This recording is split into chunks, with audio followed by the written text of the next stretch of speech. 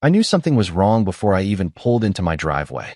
You ever get that feeling where your stomach drops for no reason, like your brain notices something before your eyes catch up to it?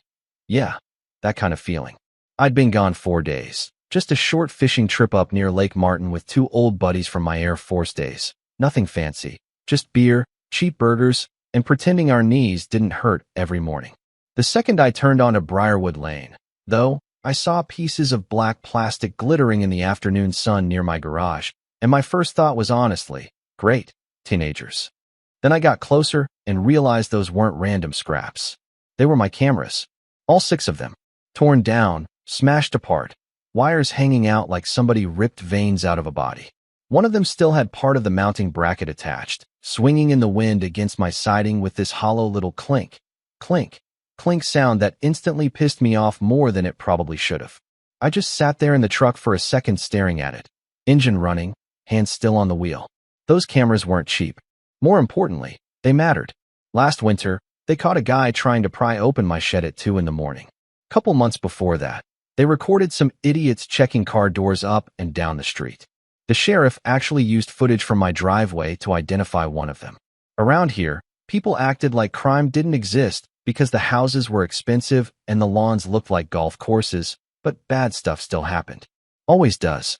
And maybe I took security more seriously than most, because when you spend 12 years in the military, your brain never fully stops scanning for exits and worst-case scenarios. I got out of the truck and found a bright orange notice taped where my front porch camera used to be. Big bold letters right at the top. Community Compliance Enforcement Action. I remember laughing when I read it because at first I genuinely thought it was fake, like some neighborhood prank. Then I saw the signature at the bottom. Heather Holloway, president of the Maple Glen Residential Board. That's when the confusion turned into anger. See, here's the thing nobody seems to understand about my property. I don't live in Maple Glen. Technically, my house sits right outside the subdivision on an older stretch of land that belonged to my grandfather before developers swallowed everything around it 20 years ago. They built giant stone entrances, fancy fountains, all these identical beige houses with fake shutters and names like the Charleston or the Magnolia. Meanwhile, my place just sat there in the corner like an old stubborn dog refusing to move. I liked it that way. No HOA fees. No permission slips to paint my mailbox. No meetings about acceptable shrub height.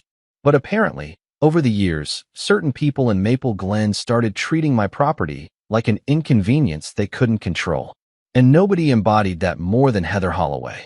Heather was one of those women who smiled without warmth. Perfect white teeth, expensive tennis outfits, always smelled vaguely like lemon perfume and passive aggression. About 6 months earlier, she'd stopped by complaining that my oak trees dropped too many leaves near the subdivision entrance. Before that, she complained about my workshop because somebody heard power tools during brunch hours. Brunch hours. I swear to God she actually said that. So when I saw her signature on that notice, I already knew this wasn't about privacy. It was about control. I called the number listed on the paper while standing right there beside my broken cameras. Heather answered on the second ring, sounding weirdly cheerful. "Mr. Grayson, welcome home," she said, like she'd been expecting the call. "You had my property damaged," I told her. No hello. No small talk. Just straight into it, because I was already running hot. "Your surveillance devices were removed following multiple resident complaints," she replied calmly. "They violated community privacy standards." I looked around my yard while she said it, trying to understand how somebody could lie so confidently. My cameras pointed at my driveway and my porch. Residents reported feeling monitored. Residents shouldn't trespass near my porch then.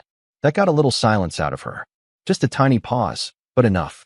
Then her voice changed, colder now. "Mr. Grayson, communities like ours function on mutual trust. Cameras create hostility." I actually laughed. Not because it was funny, but because it was insane. You tore down 6 legally installed cameras from property you don't even govern, and I'm the hostile one? She ignored that completely. The devices were disposed of this morning. That part hit different. Something in me just went still. Disposed. Electronic waste protocols were followed. $3,000. Gone. Thrown away because a woman with too much time and too much authority decided she didn't like being seen while driving past my house every day. I wish I could tell you I handled that call calmly, but I didn't. I said some things I probably shouldn't repeat on YouTube, and she hung up on me halfway through. After that, I spent the rest of the evening collecting broken pieces of my cameras from the grass, while the sun went down over Maple Glen's perfectly trimmed little kingdom. And somewhere during all that, while holding a shattered lens in my hand, I started realizing something. Maybe visible security had been my first mistake. That night, I barely slept. Not because of the money. Honestly, $3,000 hurt. Sure, but I've lost more than that before. What kept crawling around in my head was the arrogance of it. The certainty. Heather hadn't sounded nervous on the phone. She sounded comfortable, like somebody who'd spent years getting away with crossing lines because nobody ever pushed back hard enough. And the more I thought about it, the more little moments from the past couple years started clicking together in my brain. The complaints about my truck being visually disruptive. The letter about my American flagpole supposedly being too tall for neighborhood harmony. One time, I even caught one of their landscaping crews trimming bushes 6 feet onto my property line because they wanted the entrance road to look symmetrical. Every single thing came from the same place. People who confused money with authority. Around 2 in the morning, I was sitting in my kitchen drinking terrible coffee and staring out the window toward Maple Glen's entrance when my nephew Caleb texted me out of nowhere. "You awake?" Caleb worked cybersecurity out in Austin. Kid was scary smart, the kind of guy who could explain network encryption while eating Taco Bell at midnight. I told him what happened, and 10 minutes later, he called me laughing so hard he could barely talk. "Uncle Dean," he said, "please tell me you didn't immediately threaten anybody." Depends how you define threaten. That means yes. I could hear keyboard clicks in the background while he talked. "Okay, listen. If they're going to play the privacy card, cameras are actually the worst hill to die on." "I'm listening." Then his tone shifted into that dangerous calm, smart people get right before they suggest something that changes everything. Motion mapping. What the hell is motion mapping? Tiny wireless sensors. Legal. Cheap. Nearly invisible. No video, no audio, just movement data. You can track patterns across an entire property without recording a single image. I leaned back in my chair. And that's legal? Public movement in public-facing areas? Absolutely. Then he paused. "You want to make these people paranoid?" I smiled for the first time all day. "A little." Caleb drove down that weekend in this beat-up silver Tacoma that sounded like a lawn mower having a panic attack. He brought 2 duffel bags full of equipment and enough energy drinks to stop a horse's heart. Watching him work was honestly impressive. The sensors were tiny, about the size of a matchbox, and he painted each one to blend into wherever it was going. Fence posts, tree bark, under gutter edges, behind decorative rocks. If you weren't looking for them, you'd never see them. By Sunday evening, we had 43 sensors spread around my property. Driveway, barn, tool shed, side fence, mailbox area. But Caleb being Caleb, he also thought beyond the obvious. "Technically," he said while adjusting one near the edge of my front ditch, "this easement counts as public access." Meaning anybody crossing here creates movement data. Then he grinned. "Including your little HOA royalty." Now, I need to explain something important here, because people always assume revenge stories happen fast. Real life doesn't work that way. Most of the time, revenge is boring at first. It's spreadsheets, patience, waiting. The first few days, all I got were constant alerts. Joggers, dog walkers, delivery trucks, teenagers cutting through the corner lot after dark. My phone buzzed so often I almost turned the system off. Then patterns started appearing. Every morning around 6:12, a guy in neon running shorts passed the entrance twice. Around 11 p.m., a teenager on a skateboard crossed near my side fence. Every Thursday, same UPS driver, same route, same timing. Human beings are creatures of habit, and once you start seeing movement as data instead of random activity, it gets weirdly fascinating. Then came Heather. Tuesday night. 1:47 a.m. motion alert near the front lawn. I checked the live map on my phone expecting raccoons or maybe deer. Instead, there she was stumbling across the edge of my property wearing yoga pants and carrying one high heel in her hand while her golden retriever wandered ahead of her like it had given up on life. She was drunk. Like really drunk. She stopped halfway across my lawn and just stood there swaying under the streetlight before a whisper yelling, "Cooper, move your furry ass." I nearly spit bourbon across my kitchen counter laughing. The woman who gave speeches about community values was cutting across my yard drunk at 2 in the morning because she didn't want to walk the extra 50 feet around the sidewalk curve. But honestly, Heather wasn't even the interesting one. 3 days later, sensor activity near the Patterson driveway triggered at 11:23 p.m. Jim Patterson was on the HOA board, retired dentist, drove a pearl white Tesla, and wore pastel sweaters tied around his shoulders like he was auditioning for a yacht commercial. According to neighborhood gossip, he and his wife had the perfect marriage. What my sensors picked up was 27 minutes of pacing movement in their driveway, followed by sudden aggressive motion spikes. I stepped outside onto my porch and could actually hear them yelling from 2 houses away. "You embarrass me everywhere we go," his wife screamed. Then him shouting back something about her spending habits before a car door slammed hard enough to echo down the block. Again, no cameras, no audio recordings, just movement logs and timestamps. But people reveal plenty without realizing it. The weirdest one, though, the one that changed how I looked at the whole neighborhood, was Allison Burke. Allison lived near the subdivision entrance in one of those giant white houses with black shutters everybody copies from Pinterest now. Early 40s maybe. Always waved politely when she drove by. Every Friday night around 10:40, my sensors started detecting repeated movement near the walking trail behind my property. Same timing, same route. At first I assumed she exercised late. Then one Friday, I happened to be sitting on my back porch when a black pickup rolled up near the trail entrance with its headlights off. Allison came walking out 5 minutes later wearing a hoodie and baseball cap, like she was in some low-budget spy movie. She climbed into the passenger seat, and they drove off.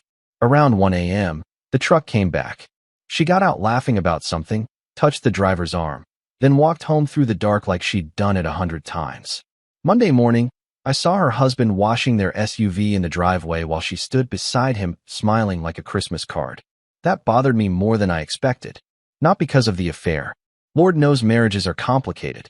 It bothered me because Maple Glen sold this image of perfection so aggressively that everybody living there seemed trapped inside characters they created for each other. Perfect lawns, perfect families, perfect morals. Meanwhile, behind closed doors, everybody was exhausted. Everybody was hiding something. And somehow I became the villain because I installed cameras in a neighborhood already built on performance. About 2 weeks after the sensors went live, things started getting interesting. Cars slowed down near my house more often.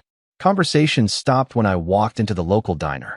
One afternoon, I caught 2 Maple Glen residents standing near my mailbox staring into the trees like they expected hidden FBI equipment. Caleb thought it was hilarious.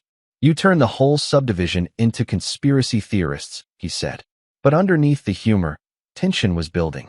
You could feel it, like static electricity before a storm. Then one rainy Thursday evening, there was a knock at my front door. And standing there, soaked from the shoulders down, was Heather Holloway. Except this time she didn't look confident at all. I opened the door, and for a second neither of us said anything. Rain hammered against the porch roof, water dripping off the edge in sheets, and Heather just stood there clutching this little leather folder against her chest like it was body armor. Funny thing was, 2 weeks earlier she probably would have walked onto my porch like she owned the place. Now she looked like somebody approaching a bear trap. "You gonna invite me in?" she finally asked. I leaned against the doorframe. "Depends. You here to confiscate my refrigerator too?" That got the smallest little eye twitch out of her. Not a smile. Heather Holloway probably hadn't genuinely smiled since the Clinton administration, but close enough. I stepped aside and let her in. She walked through my house slowly, looking around like she'd never actually imagined me as a real person before. People in Maple Glen always treated my place like background scenery. The old corner property. The stubborn guy outside the HOA. They never pictured a life happening in here. Family photos on the shelves. My late wife's cookbooks still stacked near the kitchen. Old military plaques in the hallway. Heather noticed all of it, and for the first time since I met her, she seemed uncomfortable in a human way instead of an angry way. I made coffee. Not because I wanted to be polite, honestly, but because nervous people talk more when their hands are occupied. We sat at the kitchen table while rain rattled the windows. Finally, she cleared her throat. "Residents have concerns." I almost laughed. There it is. Dean. No, seriously, I missed that line. Felt weird not hearing it this week. She ignored that. People feel like they're being watched. I took a slow sip of coffee, and let the silence stretch just enough to make her squirm. That's troubling, I said finally. Maybe they should install cameras. Her jaw tightened instantly. You know what you're doing. Securing my property? Creating fear. I leaned forward a little then. Not angry, not loud. Honestly calmer than I'd been since this whole thing started. Heather, you tore surveillance equipment off my home because your residents claimed they felt uncomfortable. Now suddenly discomfort matters. She looked away first. That's how I knew the balance had shifted. People like Heather survive on social pressure. Confidence. The illusion that everybody quietly agrees with them. Once that illusion cracks, they panic. The board may have acted too aggressively, she admitted carefully. May have. Fine. We crossed a line. There it was. Not a full apology yet, but close. I let her sit in that moment for a second before asking the question I'd been wondering about since day one. Why did my cameras really bother you? She hesitated too long. And that told me everything. Heather. She sighed hard and rubbed her temples. Suddenly she looked older. Tired. Because people complained every single week, she muttered. About what? About being seen. Seen doing what? Another silence. Then she laughed once, bitter and humorless. You really want the truth? That'd be refreshing. She stared into her coffee before answering. Maple Glen runs on appearances. Property values, reputation, image, that's what everybody protects around here. Your cameras made people nervous because they reminded them they weren't as invisible as they pretended to be. And there it was. Not privacy, not safety, exposure. These people didn't hate surveillance. They hated accountability. Heather admitted residents had spent months complaining anytime my cameras caught arguments, late-night drinking, kids vandalizing mailboxes, married people showing up where they shouldn't be. Nothing criminal, mostly just messy human behavior. But in a neighborhood obsessed with perfection, even ordinary flaws felt dangerous. So you destroyed my property because your community was embarrassed? She didn't answer directly. Didn't need to. A week later, the HOA held an emergency board meeting. Caleb somehow got hold of the agenda beforehand and framed it like we were preparing for a hostage negotiation. Operation Suburban Meltdown, he called it. I swear that kid enjoys chaos way too much. The meeting took place in Maple Glen's clubhouse, this giant fake luxury building with stone columns and chandeliers that looked like upside-down wedding cakes. Half the neighborhood showed up. Some angry, some curious, some probably just desperate for entertainment. Heather sat at the front beside the board looking like she hadn't slept in days. Jim Patterson avoided eye contact with basically everybody. Allison Burke sat stiff as a statue 3 rows back, while her husband smiled cluelessly beside her. And me? I just sat quietly near the coffee station drinking stale decaf like I belonged there. Heather opened the meeting with this long speech about community trust and mutual respect, but the room already felt different. Nervous. Fractured. Then came the real announcement. The HOA would formally reimburse me for all destroyed equipment. They would issue written acknowledgement that my property existed outside HOA authority. They would also formally prohibit board members from entering or altering private property beyond subdivision boundaries ever again. You could literally hear whispers ripple across the room. Some residents looked shocked. Others looked relieved. One older guy near the back actually muttered, "About damn time." But the best moment, the absolute best moment, came right near the end. A woman stood up and asked the question everybody had been dancing around for weeks. Are we actually being monitored? Whole room went quiet. Heather looked at me. I looked back at her. Then I smiled and said, "Only if you're somewhere public." I have never seen 50 suburban people sit so stiff, so fast in my entire life. After the meeting, residents poured into the parking lot arguing in little clusters under the streetlights. Some thought I'd gone too far. Others thought the HOA deserved worse. A couple people even approached me privately asking Caleb about installing sensor systems on their own homes. That part made me laugh harder than anything else. The same neighborhood that declared cameras hostile suddenly wanted upgraded security packages. Human beings are funny that way. We hate control until we think it protects us. About a month later, my new camera system got installed. Better resolution, wider coverage. Fully paid for by Maple Glen's HOA settlement fund. Caleb helped integrate the motion sensors into the new setup, though we scaled back the public mapping after things cooled down. Mostly. Truth is, I still keep a few sensors active near the entrance road. Old habits die hard. Sometimes late at night, I sit on the porch with a beer and watch headlights roll through Maple Glen's gates while the sensors quietly blink on my phone beside me. And every now and then, I think about how badly this whole thing could have gone if somebody had just respected a simple boundary from the start. But maybe that's the real problem with places built on appearances. Eventually, somebody notices the cracks. So now I'm curious, if your neighbors illegally removed your security system because it made them uncomfortable, would you have fought back like I did? Or would you have let it go to keep the peace? And be honest, because communities like Maple Glen exist all over America, and sooner or later, everybody has to decide how much control they're willing to hand over just to belong.